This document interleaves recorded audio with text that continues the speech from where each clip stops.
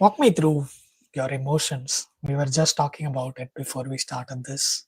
Yeah, I want to say plenty of crying, adult men crying with heaps of tissues, soiled tissues next to him. Just kind of, what do you call it? It's like I said, right? I wrote about it on Twitter, but I don't know what this feeling is, right? And the closest emotion that I had, for reference, is when India won the World Cup. And I'm a big, like as all of us are, Sachin Tendulkar fan, right? For me, cricket stopped the day he retired. So I really wanted him to win a World Cup, and I think 2011 was close to my heart for that reason. But it's not a. I want to say I wasn't as invested as I am with Newcastle. All right, so many years of ridicule, so many years of people pointing fingers and laughing at, and doing this holier than thou attitude, right? And not even inviting us to the top table. So many years of putting up with all of that hurt, and when you have that moment, as I want to say, every single fan should have this moment when his team lifts a trophy of some sizable this thing, right? It's almost like gratification for following the club, for staying loyal, for I've watched us. I want to say I watched us get beaten by Sunderland in the derby. That was my first match, incidentally. And Adam Johnson scored. He just celebrated right in front of me. Adam Johnson, that pedophile, right? I watched us lose to Watford 3-0, almost secured us the relegation before Aston Villa confirmed it. I watched us play in the championship, traveled all the way from India to watch us play in the championship, home and away. Uh, and this is it, right? This is what you're hoping for. To be honest, Machan, like never for once did I think that I would live to see the day that my team won anything. I just almost braced myself to say, throughout my life, I'm going to support this club. Maybe in the hope that my kid or the kid thereafter, right, the grandkid, right, they would continue to support this club, and they would see Newcastle win a trophy, right? That was honestly the thought process. I thought in the last year of Ashley being an owner, when we were 19th before the takeover happened, we didn't have a single win in 9 games. I thought that's it. We are going to be relegated again for the third time in since I started supporting the club, and we'd never come back to the Premier League because it was we are on a perilous situation, and it would just kill us. So I think from that emotion, in 3 years, going through, like not having to look back and look at relegation, in going to Champions League, in actually hosting and winning against PSG in our first game, uh, to qualifying for Europe, to kind of going to Carabao Cup final last year, a year before last, going to Wembley, going again, winning this time. It's almost like on the first half, when they do the interval scene, right? That interval scene is us crying at the Gallagate when we lost to Norwich, and Joelinton had that red card. And from that point onwards, in 3 years, to actually won a trophy. Amanda Stavely said on Talksport that Newcastle will win a trophy in 3 years, and to that day we won a trophy. So how sweet is this? I want to almost give a chef's kiss to uh, how our fortunes have changed. Like I just wanted to say this, right? Champione, champione. Dude, I think what? we all saw our Instagram videos, Twitter updates regularly. It's just beautiful. Not all of us would have picked our favorite club based on, I don't know, maybe if we are too young, based on the colors. Arsenal red, Barca, if you looked at the way they played in late 2000s, it was very easy to support the club. Maybe not Arsenal so much like it is for Barca, but But at the time that celebrating. Rohit started following Arsenal, Arsenal were in their prime. They were going after every title there was. So Yeah, so I think when we see fans like you, it really puts a perspective on our champagne problems. No trophies in 5 years, no UCL in 10 years. hey, by the way, do you know which club has won the title the most recent? Which title? Any title, any club. It's been 2 days since we last won a title, by the way. Dude, all Fair of the play, fair chiding, play. yeah, all of It's the okay. chiding aside, I think we know it's You a earned it. privilege. It's a privilege to be in this Yeah. position where to say that we have won this title, right? And that's where in the FA Cup, except for City, everybody else has last won a trophy either 20 years ago or never won it, right? I really wish an Aston Villa or a Birmingham or not a Birmingham, what do you call it, a Brighton or a Bournemouth or a Fulham, if they can win an FA Cup, dude, I just want them to experience that. Any of these fan bases to experience what we have experienced, right? It just be amazing. Yeah, I think when Leicester last won that the FA Cup, I think that was a big, huge win for them, right? Uh, I Six mean, years ago, sir. really, Six, has it seven been years. 6 years since they won the FA Cup? They won Seven the years FA ago. Cup like 3 seasons ago, right? Oh no, I think it's They won it been after, I think the year after Arsenal won it. so 5 years ago then. Yeah. Tielemans scoring Yeah, that Tielemans blinder. scored. Yeah, yeah, Yeah, it's always crazy. good to see, other clubs kind of step up, and it generally makes the league quality better. Uh, for the longest time, we've been trying to get away from this allegation that even the Premier League is a farmers' league. I think it's less so than most other leagues, but that's mostly because of City that they've kind of close to earning that reputation. But this fall off is good. It's good for the other clubs. I think it's good for the product. Premier League as a product, and all of English football as a product. I think it's better. No, I think you say that, Rohit. I think what it does do is there are clubs that are looking for investments, foreign investments or local investments. That the playing field is almost even. You just need about 5 6 years of stable investment for the club to be competing at the top level. Would then entice some of the clubs that are suffering to then get on to that next level through what do you call it, through investment or ownership change or whatnot, right? So it changes the dynamic of the Premier League and it makes the Premier League an attractive proposition. You're spot on with that. Yep. Cool. But anyway, congratulations. Thoroughly deserved. I think Newcastle have had, it's not like you lucked into it. You were in the final the last season. You've been consistently good. And yeah, you thoroughly deserve it. Great win. Now, I think if it was some other club, I would have been worried about, can other, the PSGs and the Barcelonas and the Real Madrids pick apart this team. I don't think that's going to happen with Newcastle because the financial muscle is there. And I think the group is very together. They're all committed behind Eddie Howe. There might be a couple of changes, at some point every club sells their big players and, there's one or two changes that you wouldn't imagine, but it'll happen to all clubs eventually.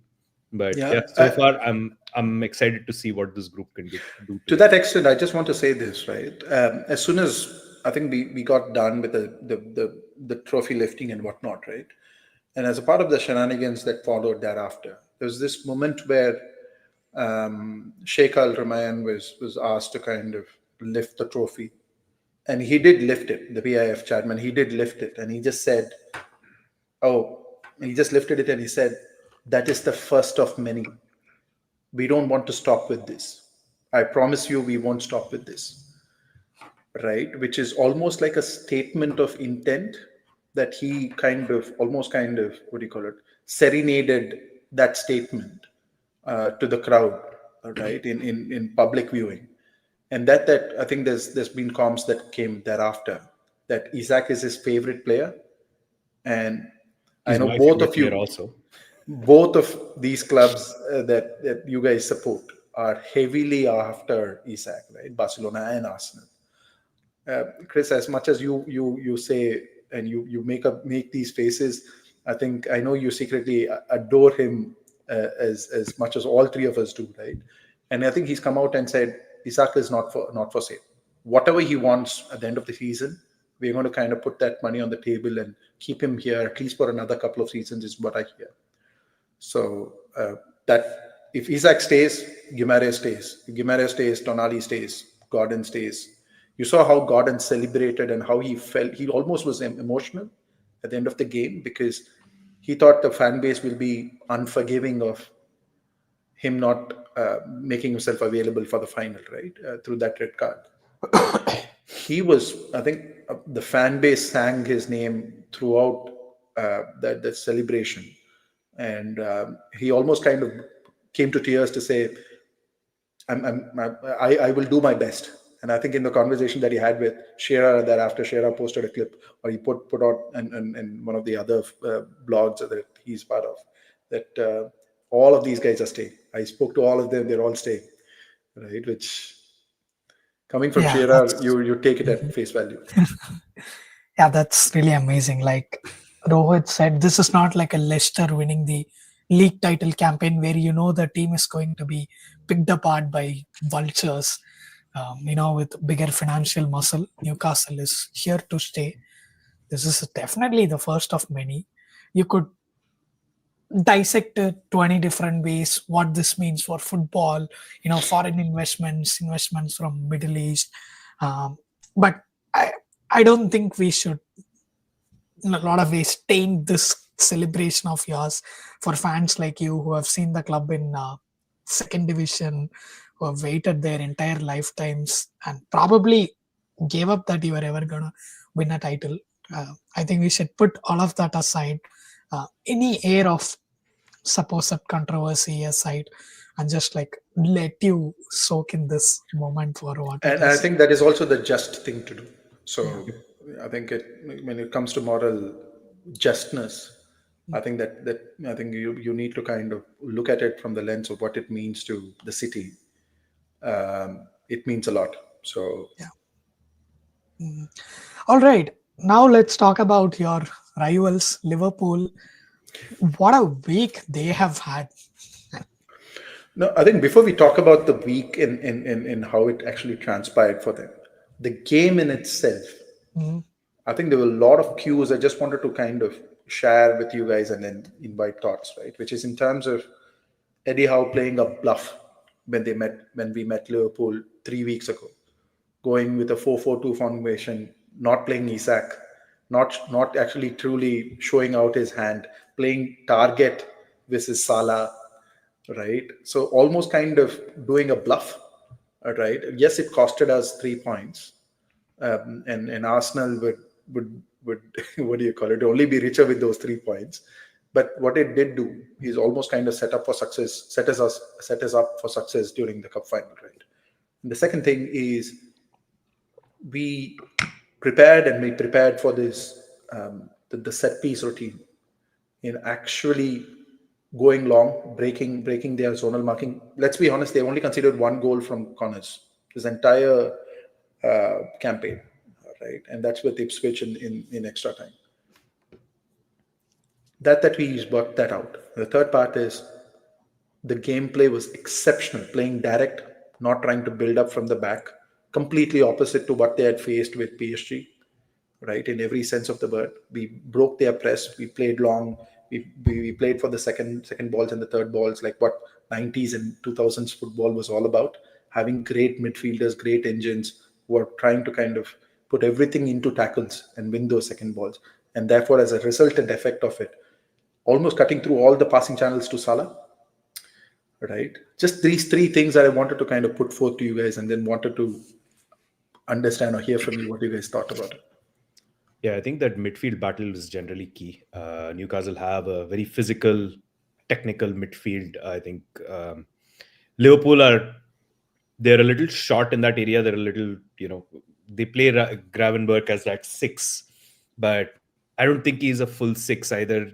That position needs a unicorn, honestly, and he's still young and he's still learning that position, and it's a bit lightweight. And given the week they've had, that would have definitely affected the way they responded. Uh, yeah, I think this is exactly the sort of way I wish more teams would play against Liverpool. To be honest, once a team starts winning, right, you get that they get that aura of, oh, it's, we are going to walk in and already the when you're lining up to step onto the field, half the battle is won over there, and more teams should let the actions on the pitch dictate it and not be afraid. City used to have this. Now nobody everyone knows that City, you can get at City now, so that aura is gone.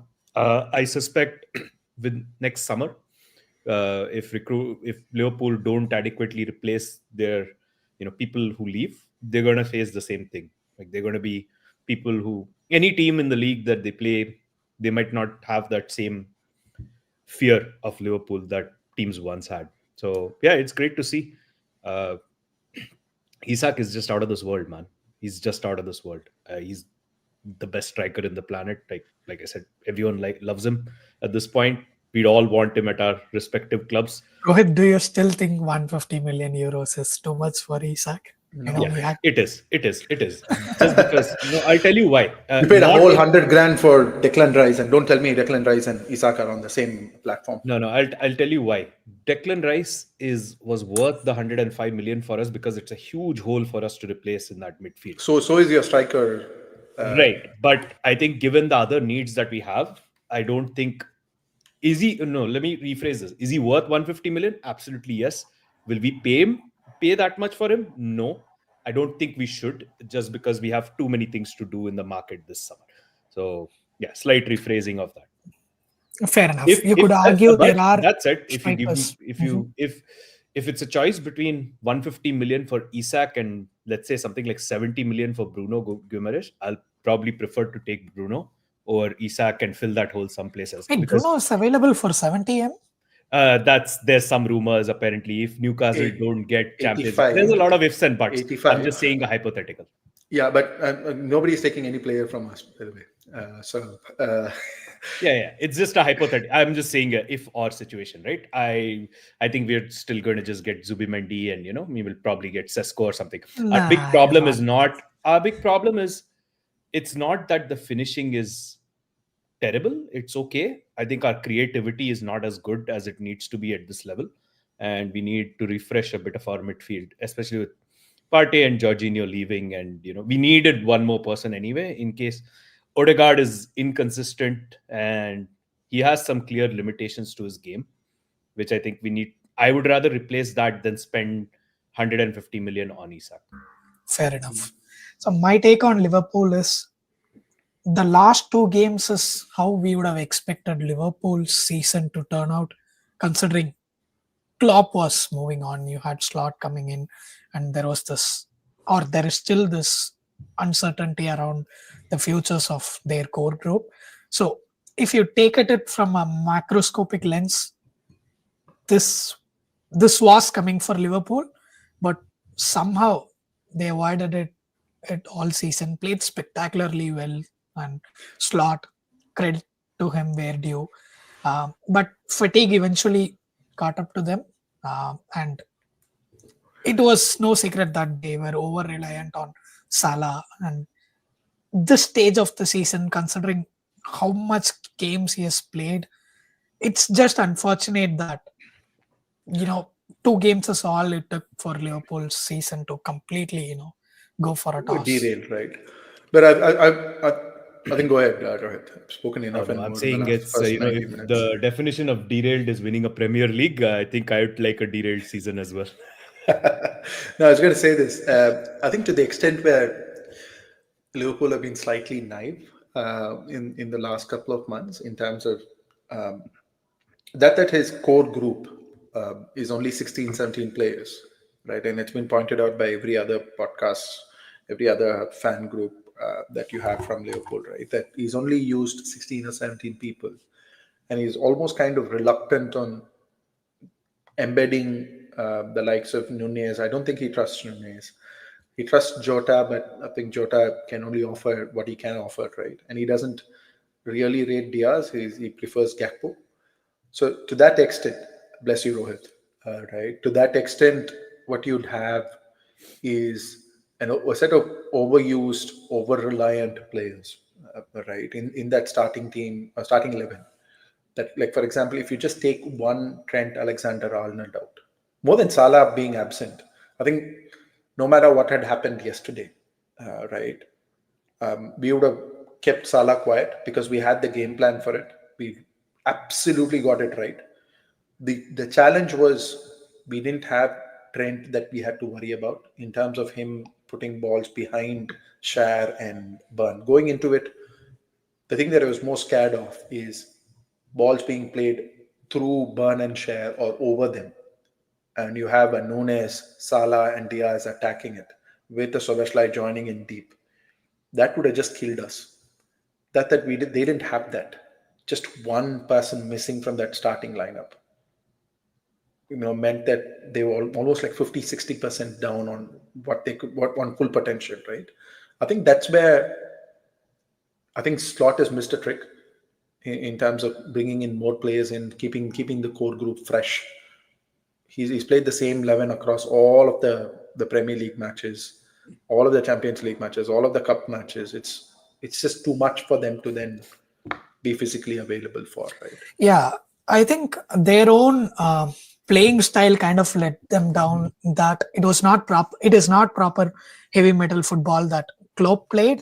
So hey, we are not getting into the fifth gear or sixth gear that we did under Klopp, which means our players are not doing the same amount of, you know, running on the pitch or tiring themselves out. So if we are already in a good position where we have a decent enough lead in the Premier League, maybe we could just get away with that throughout the season. Unfortunately, it just hasn't happened. Both PSG and Newcastle have just the kind of players who could, punish them, like pacey forwards with clinical finishing. Yeah, I think the decision they made to play like a weekend side against Plymouth Argyle in the FA Cup was actually the right one, given the circumstances and given how many, players he trusts and so on. It's if the big prizes are the Champions League and the Premier League, giving up on the FA Cup, especially if you don't have a full squad, I think that's a rational decision that they made. But they've not done Liverpool, it enough, right? That's yeah, been the they did. challenge.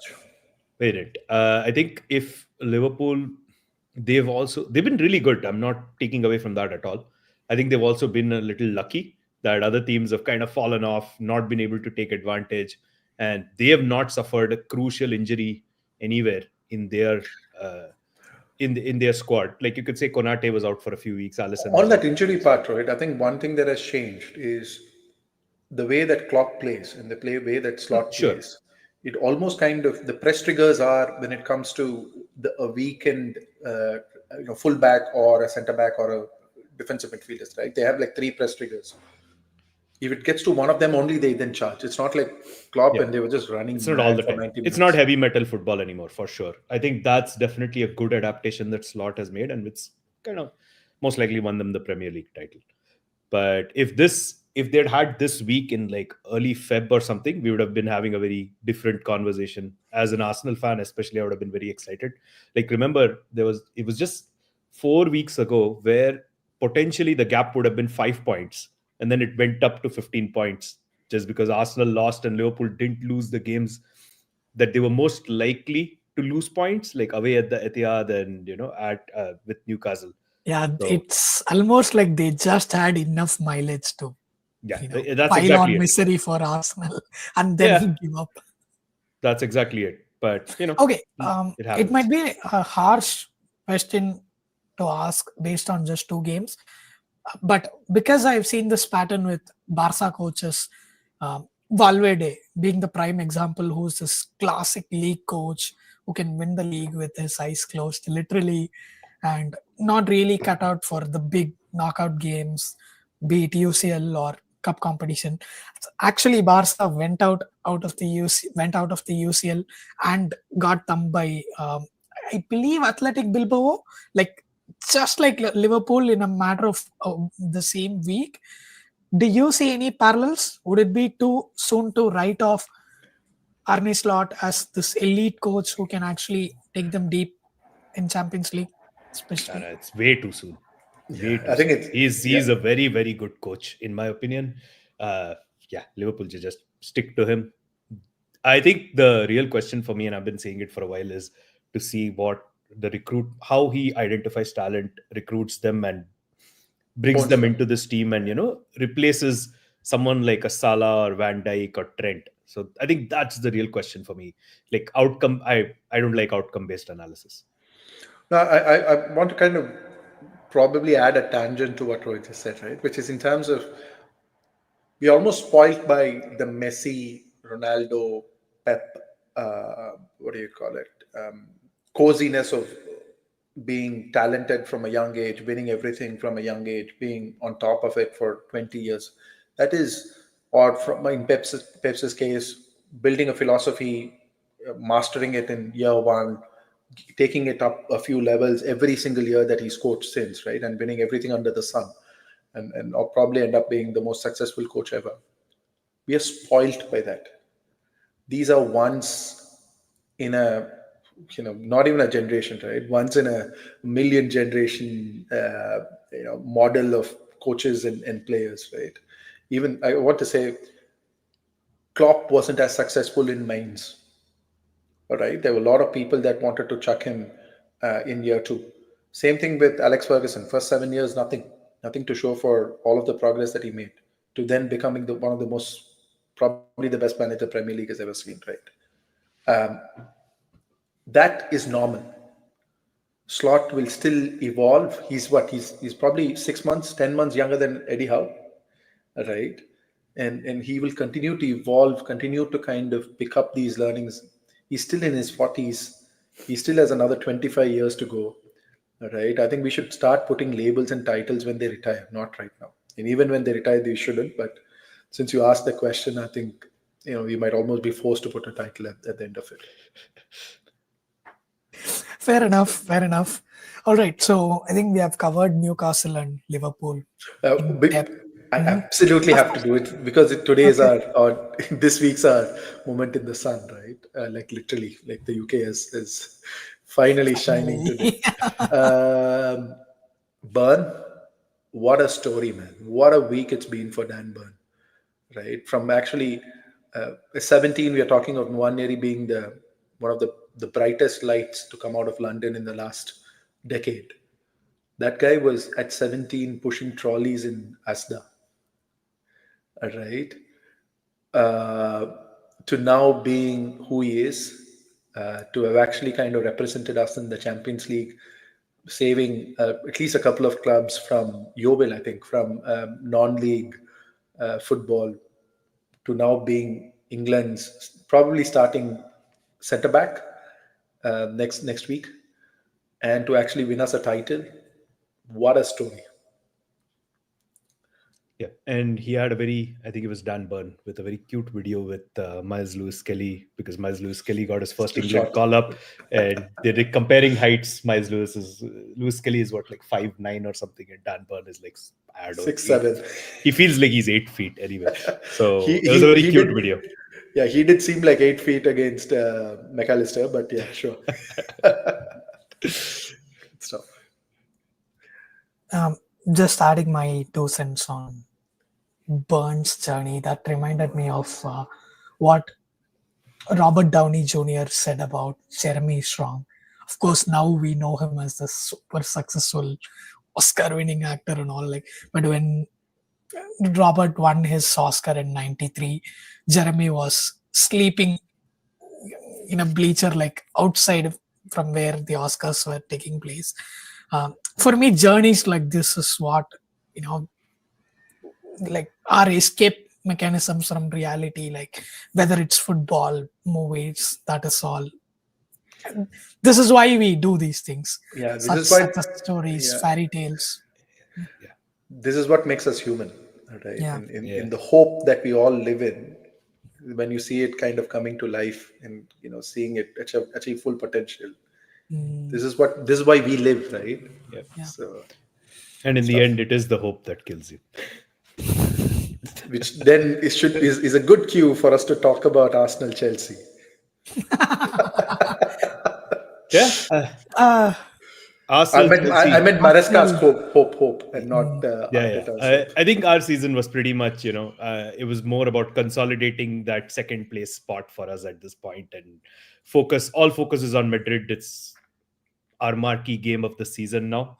So I'm not surprised that, uh, our attention is a little diverted. I would have been a little mad if we'd lost this game, because then that would bring us into, like, 3 points, within 3 points of Chelsea, and then we are suddenly 4 points of City, and you're like, with Nottingham Forest winning, we would just be 1 point ahead of them, and it would be like a top five scrap.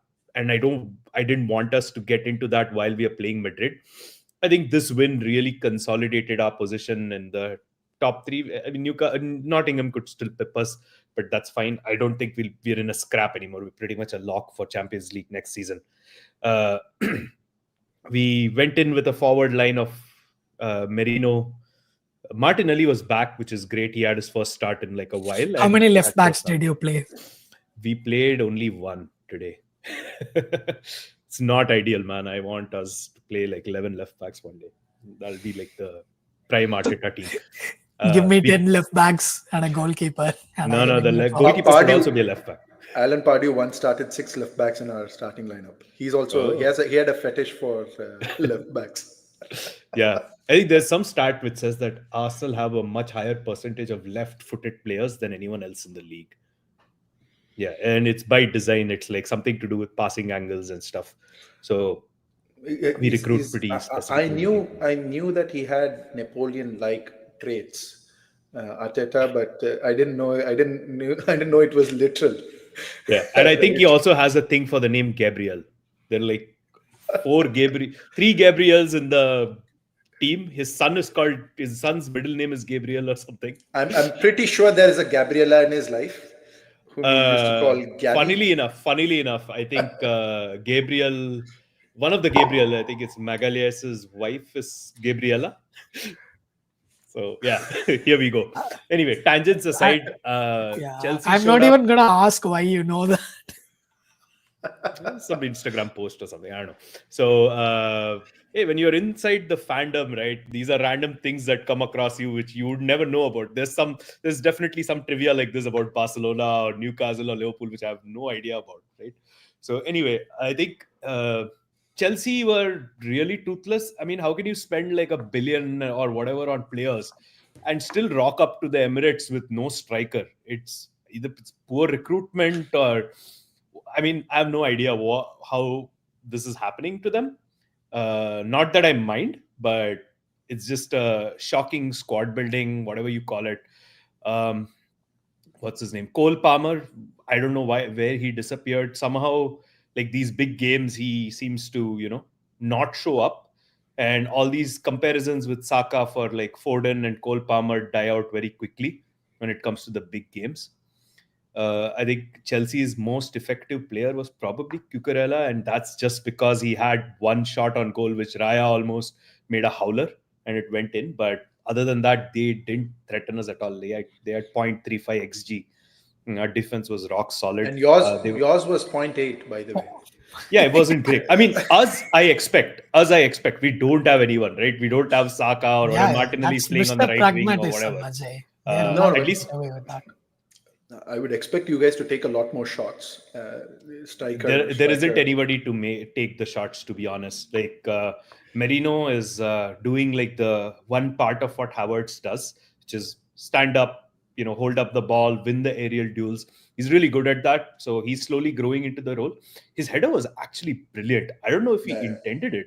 How the hell did he direct that into the goal? It almost seemed like it just looped off the back of his head, right? And yeah, it was. I mean, headers are notoriously difficult to score anyway. It's so hard to direct them. Probably a touch of luck. I don't mind at all. Set piece FC is back. About it, but still. Yeah, Set piece FC is back, and I found my football club again. Nicholas Yower is getting more of his bonus. He's our set piece coach. This fixture, I used to dread it in the later half of the Wenger years. But last 3 seasons, we haven't lost to Chelsea. I think the last time we lost to them was when Tuchel was manager. It's been a while now. Uh, if we had even like Havertz in this game, we would have probably scored more than one. Yeah, I think that's what is missing in Chelsea, the germanness of wanting to go out and win. All right. It's almost like, uh, I want to say, it's almost like they've accepted that, like going to Arsenal and losing is an acceptable story, right? Because the thing that really worried me is after you guys took the lead, the urgency in which the ball was moved to their final third wasn't there. Right. It's almost like they were like, okay, let's still try and do the basics. Our moment will come. We will rely solely on the opponents making mistake. I won't enforce my hand because this is Arsenal. Things could get costly, and we might be 2-0. Um, we could be down 2-0, right? Which is very un-Chelsea like. And to your point on squad building, they are building a squad of assets to sell, Yeah, right? yeah, Not a set of players to win It's titles. a business. It's not a football club. yeah. 100%.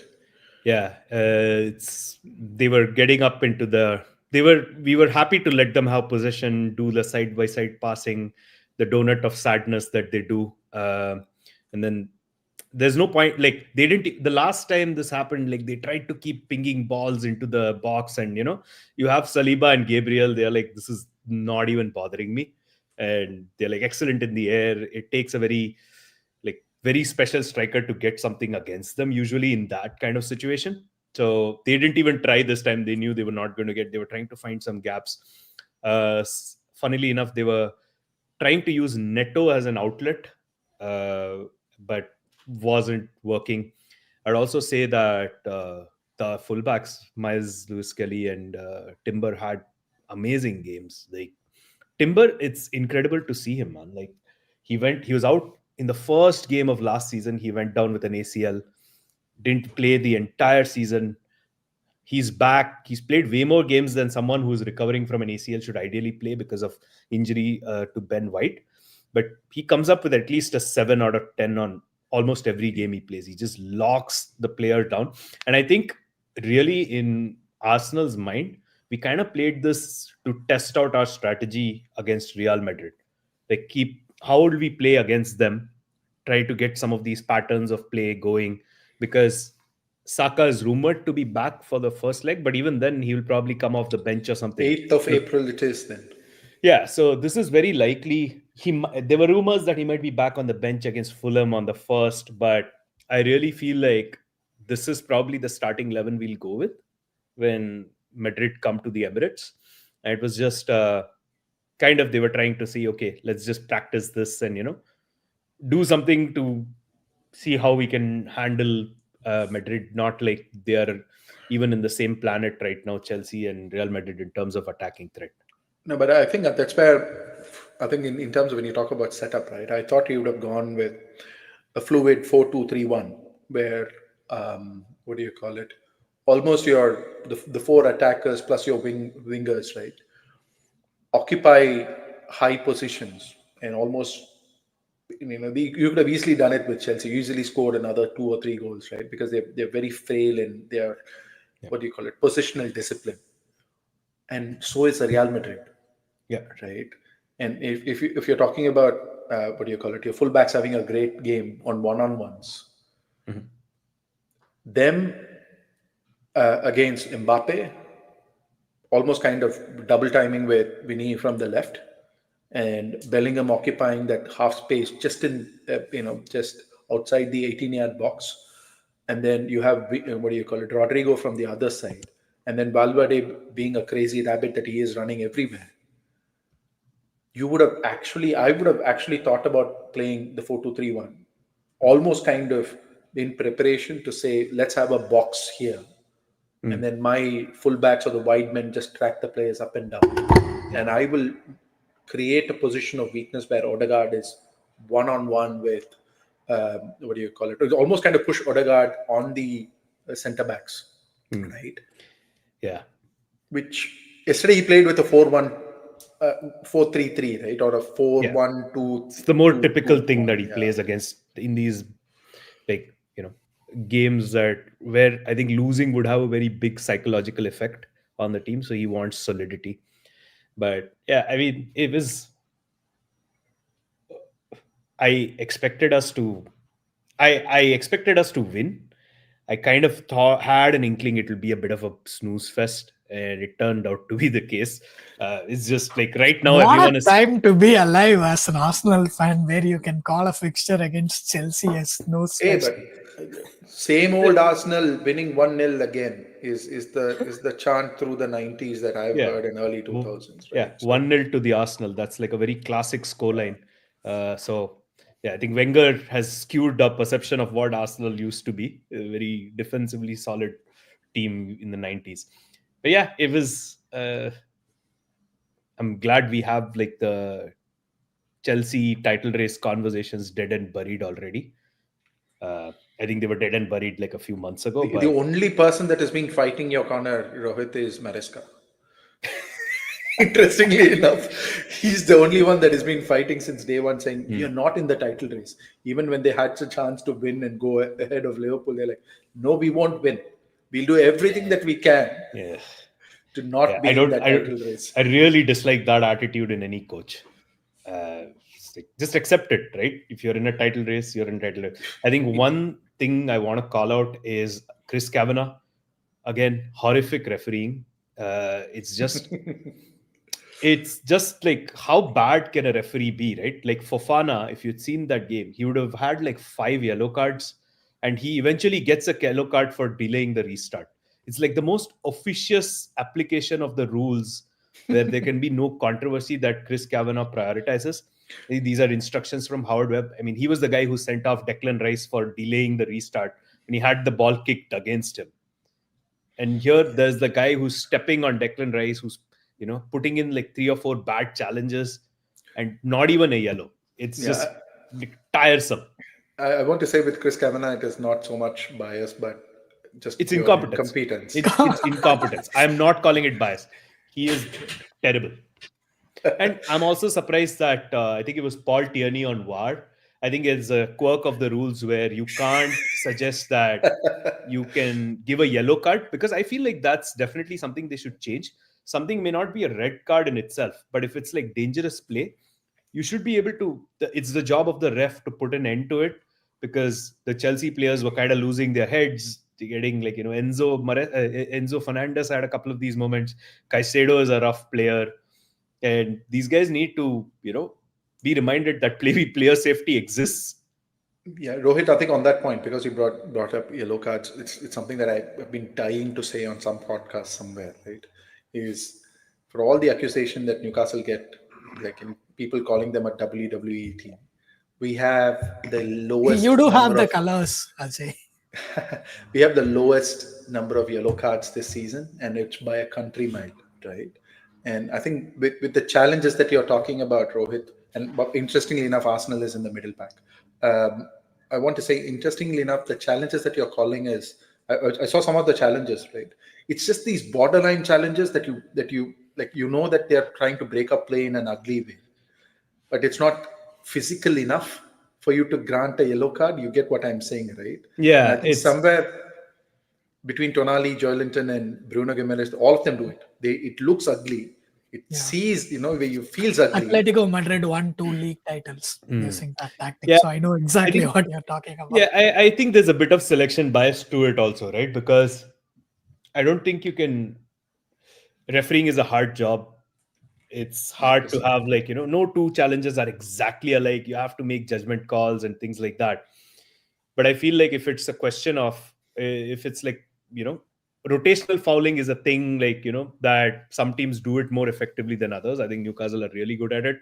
So the referee is like, oh, he did it once, it's okay, like it's someone else, I won't give him a yellow.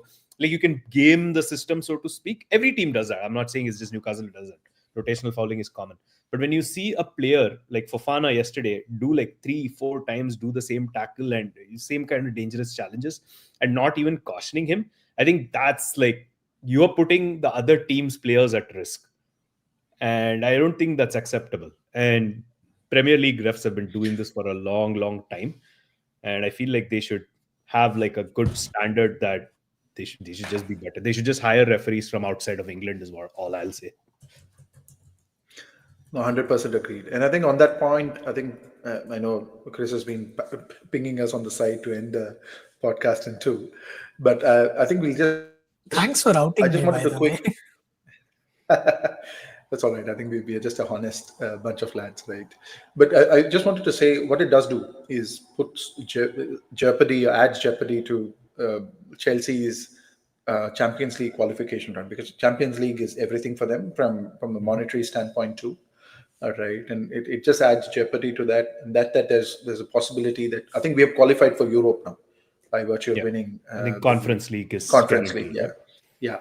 And what it does do is it opens up more and more spots, right? And a Premier League has just released that there could be a possibility of 11 teams qualifying for Europe from the Premier League next season. And it's a real possibility. The only outlier in that possibility is, what did I see? It's some other team. I think it was it Fulham. Fulham winning the FA Cup is the only outlier in that possibility. We might very well have 8 or 9 European what do you call it, qualified clubs. So it's going to be an interesting season. Yeah. Talking of European qualification, I think one more spot I just wanted to quickly round up is Manchester United. They won. My uncle, who follows them for about good 40 years now, even before Alex Ferguson joined them, he called up to celebrate Leicester win. So it did seem like my title win and his Leicester City win is what he was trying to do, aspiring against how the mighty have fallen, right? Oh But my God, Leicester City are dog shit. Like they are so bad. have you seen the If it results?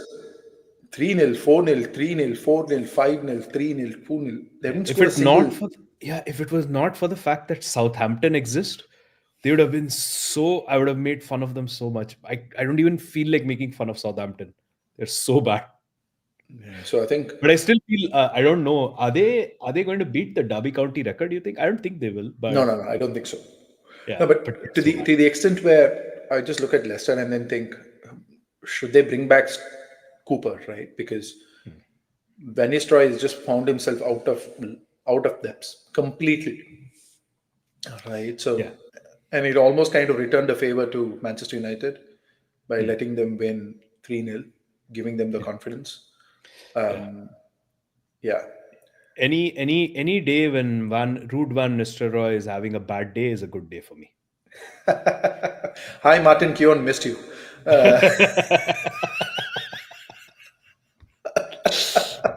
No, but I think quickly on I think City and Forest. City, the 2-2 draw, they were man, they really struggle against teams with intensity, man.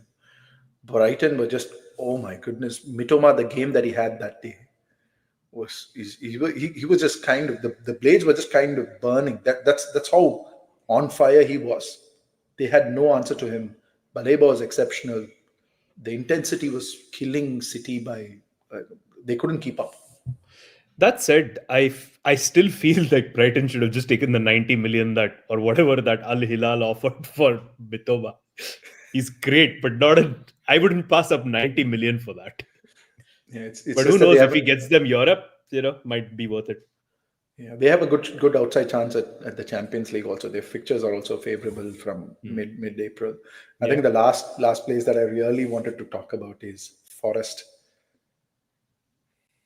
How effective and exceptional are they? Game week after game week after game week. You just think this is the game week they're going to falter. They were looking so bad in the first few minutes in the game, but then one out ball to Elanga just changes everything. They just have these 5 counters a game, and they're clinical in three. They win 3-0. Yeah, I think the real test Oh, for sorry, Forest. Real Madrid. Which club were you talking about? Real Forest. I think the real test for pun not intended. The real test for Forest will come next season when they have to cope with an expanded schedule because of the Champions League. And I think people often forget they spent a whole 125 million on players that they didn't use in the first couple Yeah. of years They, after they got they promoted. took a points deduction last season because of financial stuff, right? I mean, they're not small beans at this point. They've spent a total of almost 500 million on players. So 450, yeah, correct. yeah, it's good to see them perform well. As Nuno is actually a really good coach. Spurs, they jumped the gun on getting rid of him. And They really did. and Wolves finished sixth or seventh with him, right? Yeah. Yeah, That's he's a really good coach. I think Spurs were too fast to pull the trigger on him. Speaking of Spurs, they lost, right? Whom did they lose against? I forgot. dude, like 18, 19 losses. Like who's even keeping count now? Yeah, I think they lost this weekend. Fulham, Keep Fulham. forgetting against. Oh yeah, I mean, I didn't expect them to win against Fulham anyway because Fulham are actually a really good team. Yeah. 8th place versus 14th place. Sounds fair to me. But again, just one more thing on Fulham and Bournemouth and the likes, right? These guys are making a nasty habit of tiring opponents in the first 70 minutes by just being like absolutely going gung ho, full place, full throttle, and then the last 20, 30 minutes getting their subs on who are just as pacey, right? And you know the amount of chances in goals that they are scoring in the last 20 minutes, 30 minutes of games, right? By tiring opponents in the first 70. It's this five substitute rule. They're fully taking advantage of it. I think between them, they have about 13 goals from Fulham from substitutes, 12 goals from Bournemouth on substitutes, right? From substitutes. Yeah. It's almost like they've found that, like when you're talking about Liverpool not trusting players enough, this is the other end of the spectrum when like, people like Iraola or Marco Silva, they're just taking full exploitation of the squad Yeah. depth. Yeah, I think it's just if you think about it, right? Every team other than City who has unlimited money, you all need to find play at the margins. Like what was that extra 1% or 2% that I can squeeze out of what I currently have? And every team does that to varying degrees. Like Arsenal with set pieces, like you said with Fulham, uh, every team tries to squeeze the max of what they have, and so I think it's just going to become, it's just a evolving arms race it's just going to keep Yeah, happening, and when you'll the game suddenly is see commoditized so another much. one is Brentford with their goals in the beginning of the season from kickoffs. They Correct. treated it's a marginal thing. They treated it as a set piece, and that's how they start. And I think we're going to see more innovations happening in the throw-in space in the next couple of seasons. I think that's the one that's a little bit untapped. Nobody has quite managed to replicate the what is that Rory Delap long throw-ins for Stoke, but that's coming. I only want to say, as somebody who was in charge of throw-ins for Madurai reserves, albeit all those 20 years ago, right? The amount of slap on the wrist that I've had for foul throw-ins, to see that foul throw-in concept has just vanished into thin air in the international level and at the club level. That people don't give. I If I could go back in time, I would have dude. been the MVP for my team in Madurai. No, I'm just kidding, right? The amount of time that I shout to my wife or shout at the TV with my wife next to me, or saying, "Hey, this is a foul throw in, foul throw in, foul throw," and she's like, "Shut up! Nobody's even bothered." Right? It's one of my pet peeves that I want to bring that back of doing throw-ins the right way. Yeah. Right. All right. Let's end the chat with that. Congrats, Ajay. Thank you for showing up We and are the celebrating. champions of the world. It's okay. Well, with the interlull coming up, I don't even know who's playing, what's happening. I can't be bothered with the international break, but Yeah, Oh, yeah. we'll try to do some more exciting stuff over the weekend. Yeah, Have some we should. content out for you. Mhm. good. And one more thing is Newcastle are having an open talk bus parade on the 29th of I March. need pictures and videos of you attending. I'm going to be there. Amazing, amazing. Good stuff. Take care, gentlemen. Thank you.